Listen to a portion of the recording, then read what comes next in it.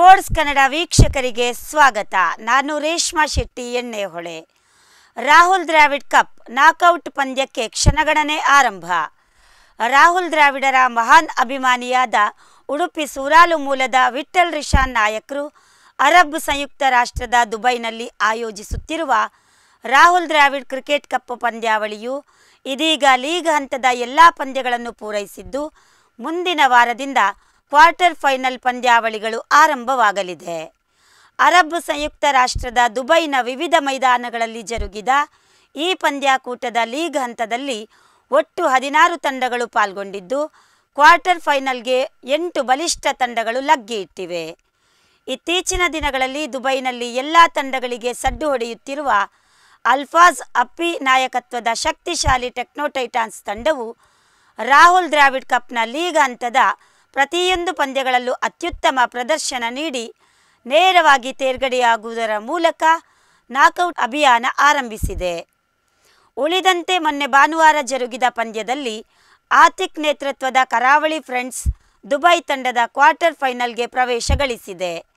ಅಂತೆಯೇ ಕಾದಿರ್ ಸಾರಥ್ಯದ Sialkot rising stars Sharjah ತಂಡ, ಸಾಬು ನಾಯಕತ್ವದ ಫಾಲ್ಕನ್ಸ್ ಅಜ್ಮಾನ್ ತಂಡ, ದಿಲ್ಶನ್ ಮುಂದಾಳತ್ವದ ಟೀಮ್ ಲಿವಿಂಗ್ ಸ್ಟೋನ್ ಅಜ್ಮಾನ್ ತಂಡ, ಎಮ್ನೋಶ್ ಹಿರಿತನದ ಫ್ರೆಂಡ್ಸ್ ಕ್ಲಬ್ ದುಬೈ ತಂಡ, ಇಲಿಯಾಸ್ ಮುಖಂಡತ್ವದ ಸ್ಪೈಕರ್ಸ್ 11 ಶಾರ್ಜಾ ತಂಡ, ಮ್ಯಾಥ್ಯೂ ಸಾರಥ್ಯದ ಬ್ಲೂ ಸ್ಕೈ 11 ಶಾರ್ಜಾ ತಂಡವು ಕ್ವಾರ್ಟರ್ ಫೈನಲ್ ಹಂತವನ್ನು ತಲುಪಿವೆ.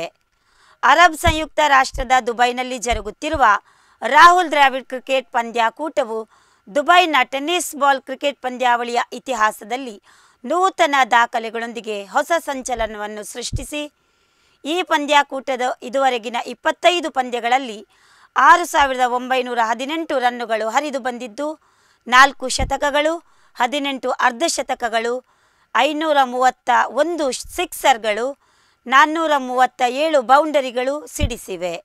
ಈ ಮೂಲಕ ರಾಹುಲ್ ದ್ರಾವಿಡ್ ಕಪ್ ಹೊಸ ದಾಖಲೆಯನ್ನು ಬರೆದಿದೆ.